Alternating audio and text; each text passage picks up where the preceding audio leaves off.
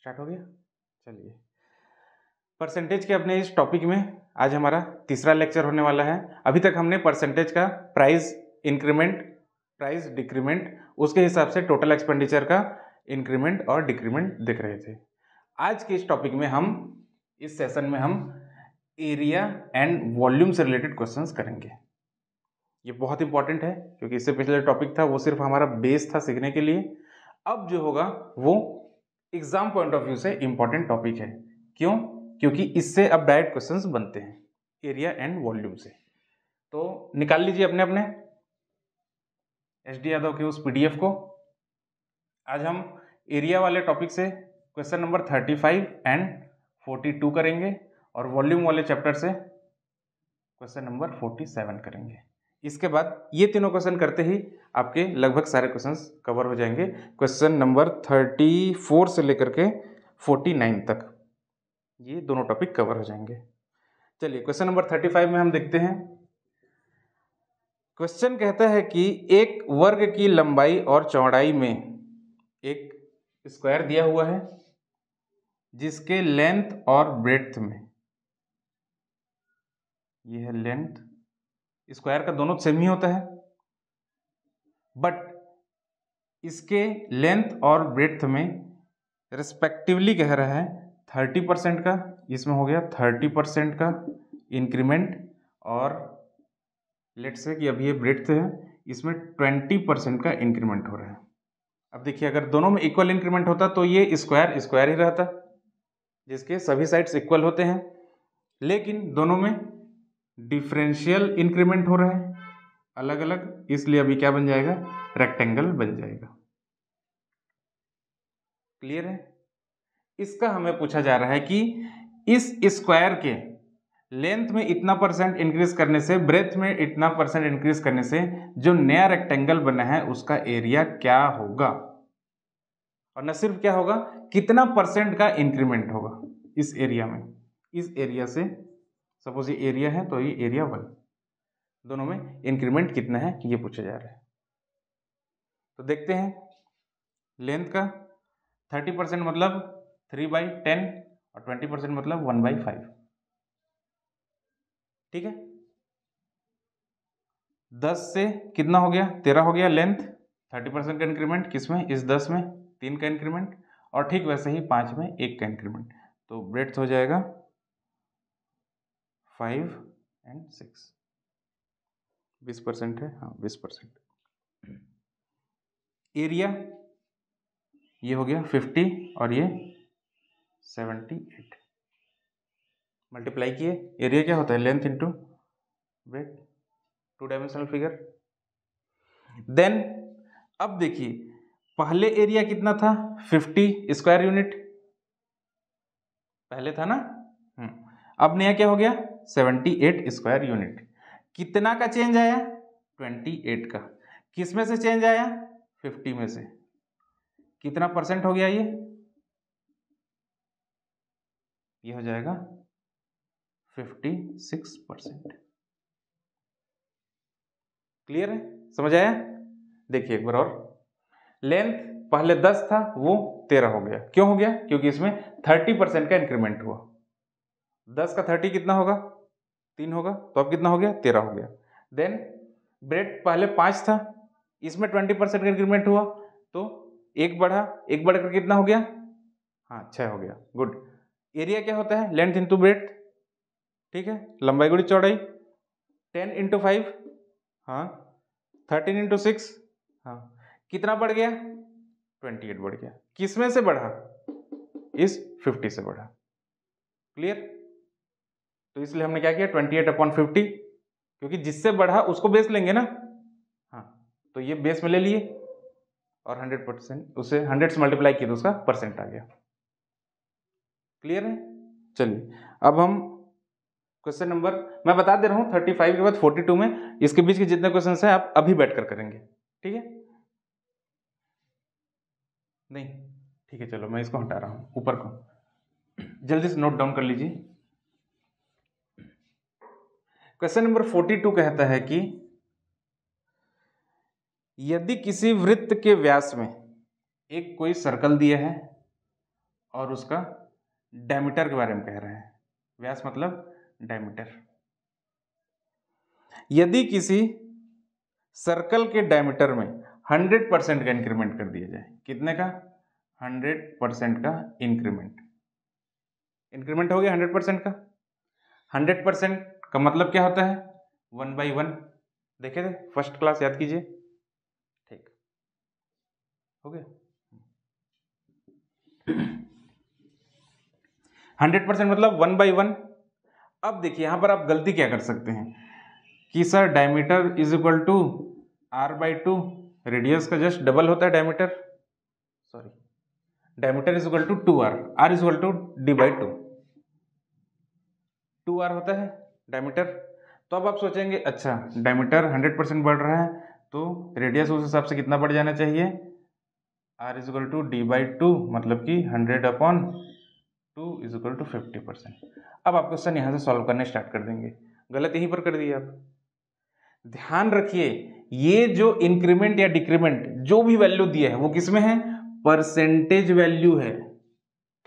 कौन सा वैल्यू है? परसेंटेज वैल्यू, ना कि इसका एक्चुअल वैल्यू। इसलिए परसेंटेज वैल्यू का मतलब यह है अगर d मतलब डायमीटर, व्यास जितनी मात्रा में बढ़ेगा उतनी ही मात्रा में उसका रेडियस भी बढ़ जाएगा, उसकी त्रिज्या में भी उतनी ही बढ़ोतरी होगी। तो यहां पर अगर डायमीटर पहले 2 मीटर था तो उसमें 100% का इंक्रीमेंट हो जाएगा। रेडियस क्या हो जाएगा? डायमीटर में 100% इंक्रीमेंट हुआ तो ये हो जाएगा 4 मीटर, जस्ट डबल हो जाएगा, इंक्रीमेंट हो रहा है ना। अब देखिए रेडियस, अगर डायमीटर 2 मीटर है तो रेडियस क्या हो जाएगा? 1 मीटर, और इसका भी इंक्रीमेंट 100% दिख रहा है, जस्ट डबल हो रहा है। परसेंटेज इंक्रीमेंट है ना कि वैल्यू में। अगर ये वैल्यू दिया रहता तो हम उसे 50 कर लेते, लेकिन यहां पर परसेंटेज इंक्रीमेंट की बात हो रही है। क्लियर है? तो अब देखिए एरिया में कितना चेंज आएगा, यही बोला है ना, ये लास्ट लाइन को पढ़िए, इसमें क्या कह रहा है? तो उसके क्षेत्रफल में कितनी वृद्धि हो जाएगी, कितना उसका एरिया इंक्रीज हो जाएगा। इंक्रीज हो रहा है। Area of circle pi r square, pi तो कांस्टेंट रहेगा कुछ भी रहे, r स्क्वायर मतलब कि r इंटू आर, तो इसलिए हम r को 2 बार लिखेंगे। याद रखना एरिया में हमेशा 2 डायमेंशनल होगा और उसमें मल्टीप्लीकेशन हो रहा होगा, एक लेंथ का और एक ब्रेड्थ का। ठीक है। r कितना था पहले? 1 था, अब कितना हो गया? 2 हो गया। क्यों? क्योंकि इसमें 1 का इंक्रीमेंट हुआ। ये 1 कहां से आया? यहां से। 100 इज इक्वल टू 1/1, तो इस 1 में और 1 का इंक्रीमेंट हुआ, मतलब जस्ट डबल हो गया, जिसे कहा जाएगा 100% का इंक्रीमेंट है।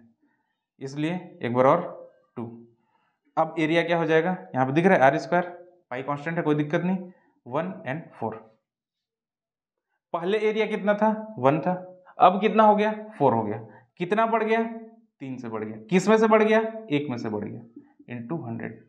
तो इंक्रीमेंट पूछा जाए तो 300% का इंक्रीमेंट हुआ। किसमें? इस एरिया में। क्यों? क्योंकि हमने डायमीटर को 100% से इंक्रीज कर दिया। अब अगर डायमीटर को 100% इंक्रीज करें या फिर रेडियस को 100% से इंक्रीज करें, वैल्यू आपका वही आएगा। तो अब जो आपका नया सर्कल बन रहा होगा वो इस पुराने सर्कल का 4 गुना होगा। क्यों 4 गुना होगा? बस यही एक कंसेप्ट है, इसको समझिए। क्या बोला मैं? अब जो नया सर्कल बनेगा वो पुराने सर्कल से, सपोज मैं यहां पर इसके डायमीटर को 100% इंक्रीज करके एक बड़ा सा सर्कल बनाने की कोशिश करूं। इमेजिन कीजिए कि एक बड़ा सा सर्कल बना, तो ये जो बड़ा सर्कल बना वो इस पुराने सर्कल का 4 गुना है। और अगर ये 4 गुना है तो इंक्रीमेंट कितना हुआ? 3 गुने का। यहां पर अगर क्वेश्चन आपको पूछता, जैसे इस क्वेश्चन में पूछा है कि कितना इंक्रीज हुआ, तो आप बताएंगे कि 300% इंक्रीज हुआ। अगर क्वेश्चन को उस लाइन को चेंज कर देता लास्ट को और बोलता कि अब जो नया सर्कल का क्षेत्रफल है वो पुराने सर्कल के एरिया का, पुराने वृत्त के क्षेत्रफल का कितना % है, तब उसे आप क्या करते? 4/1 इंटू 100, जो कि है कितना? 4 गुना है, मतलब 400% का उसमें, मतलब जो नया सर्कल है वो पुराने सर्कल का 400% है, वो मतलब 4 गुना है। बस इस पॉइंट को याद रखिएगा कि कब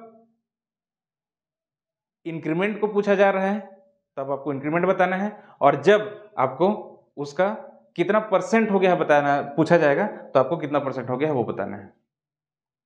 क्लियर है? चलिए इसके बाद आप कीजिएगा इससे रिलेटेड क्वेश्चन, इसको रब कर दूं,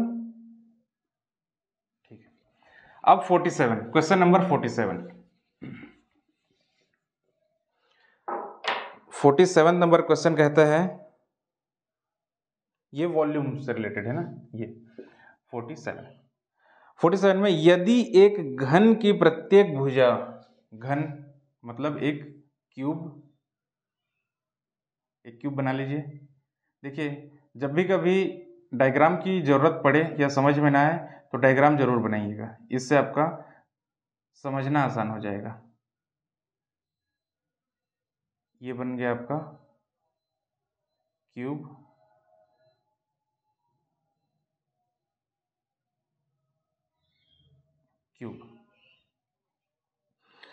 बोल रहा है कि एक घन की प्रत्येक भुजा को 10% बढ़ा दिया जाए। अब क्यूब है तो इसका हर एक साइड क्या होगा, इक्वल होगा, मतलब ए ले लिया। अगर इसमें 10% का इंक्रीमेंट होगा, 10% मतलब 1/10, तो हो गया। तो इसके आयतन में कितना परिवर्तन आएगा, या इसका आयतन कितना बढ़ जाएगा, इसका वॉल्यूम कितना बढ़ जाएगा। वॉल्यूम क्या होता है हमेशा, देखिए इस चीज को हमेशा याद रखना, जब भी एरिया की बात की जाए तो हम 2 डायमेंशनल फिगर की बात करते हैं, मतलब उसमें एक लेंथ होगा और एक ब्रेड्थ होगा। दोनों वैल्यू अलग हो सकते हैं या फिर सेम हो सकते हैं। सेम होगा तो उसे हम एक ही वेक्टर मान लेंगे। और अगर वॉल्यूम की बात की जाए तो ये 3 डायमेंशनल होगा, मतलब कि इसमें लेंथ ब्रेड्थ के साथ साथ हाइट या फिर विड्थ भी होगा, या तो हाइट होगा या फिर गहराई होगा, गड्ढा, डेप्थ होगा, sorry, length breadth and depth हो सकता है। क्लियर? तो हमेशा इसमें 3 बार आपका मल्टीप्लीकेशन होगा, और जो आपका वैल्यू आएगा वो हमेशा क्यूब में आएगा, चाहे वो मीटर क्यूब हो या फिर सेंटीमीटर क्यूब हो। ये जो क्यूब दिख रहा है ना वो बता रहा है कि हम 3 डायमेंशनल फिगर की बात कर रहे हैं। और देखना एरिया हमेशा आपका स्क्वायर के फॉर्म में आता है, चाहे वो सेंटीमीटर स्क्वायर हो या फिर मीटर स्क्वायर हो। स्क्वायर, ये स्क्वायर का मतलब है कि हम 2 डायमेंशनल फिगर की बात कर रहे हैं। क्लियर है? यहां पर आते हैं, हमारा हर एक साइड 10% से इंक्रीज हो रहा है, मतलब पहले 10 था, अब कितना हो गया, 11 हो गया। एक साइड बढ़ गया, दूसरा साइड भी 10 से 11 हो गया, तीसरा साइड भी 10 से 11 हो गया। क्यों? क्योंकि 3 डायमेंशनल फिगर में 3 डायमेंशन होते हैं। क्लियर? वॉल्यूम क्या होता है, L into B into H. और अगर वॉल्यूम साइड का अगर क्वांटिटी सेम दिया हुआ है, उसका मेजरमेंट सेम दिया हुआ है, तो हम उसे LBH के बजाय ए लिख देते हैं। ठीक है, तो यहां पर ए क्यूब हो जाएगा वॉल्यूम। अब इसे मल्टीप्लाई कीजिए, कितना होगा, 1000, 10 इंटू 10 इंटू 10। क्लियर? एंड 11 का क्यूब 1331। समझ आ गया? वॉल्यूम में इसलिए 3 बार किए, अगर ये एरिया होता तो 2 बार करते। क्लियर? नेक्स्ट, कितना इंक्रीमेंट हुआ दिख रहा है आपको, 331 का इंक्रीमेंट हुआ। सही है? इंक्रीमेंट 1000 में 1331 माइनस किए, कितना गया, 331। इतना का इंक्रीमेंट हुआ। किसमें से इंक्रीमेंट हुआ, इस पुराने वाले वैल्यू से, मतलब 1000 में से। कितने परसेंट का हुआ, इंटू 100। आंसर क्या आ जाएगा आपका, 33.1% का इंक्रीमेंट हुआ।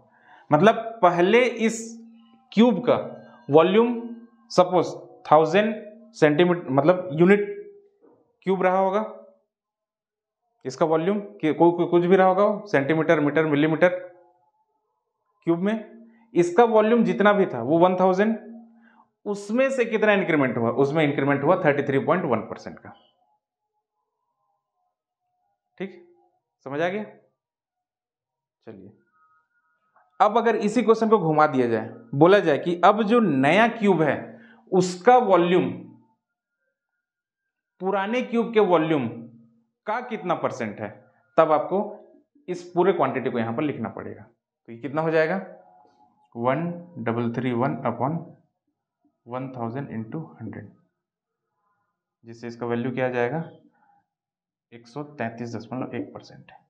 अगर पुराना वाला जो भी XYZ वॉल्यूम रहा होगा उसे मैं 100 मानूं, तो जो नया वाला वॉल्यूम बनेगा, नए वाले इस क्यूब का, बड़े वाले क्यूब का, वो इस पुराने वाले क्यूब का कितना परसेंट है 133.1% है। बस इस पॉइंट को आपको समझना है। क्लियर हो रहा है यहां पर कि कितना इंक्रीमेंट हुआ है ये पूछा जाएगा, तो आपको सिर्फ इसको माइनस करके निकालना है कि ये 100 है, ये 133 है, तो इंक्रीमेंट कितना का हुआ एक्चुअल में 33.1 का। लेकिन पुराने कंपैरिजन में अब जो नया हुआ है वो कितना हुआ है, तो आपको पूरा बताना पड़ेगा कि इसका इतना परसेंट है। क्लियर है? अगर यहां तक क्लियर है तो आप क्वेश्चन नंबर 34 से लेकर के 49 तक इजीली सॉल्व कर लेंगे। अगर कोई डाउट आता है, अगर कुछ भी दिक्कत आता है तो आप कमेंट सेक्शन में बताइएगा, और आप लोग अभी यही बैठ कर कीजिए। ठीक है, बंद कर दीजिए।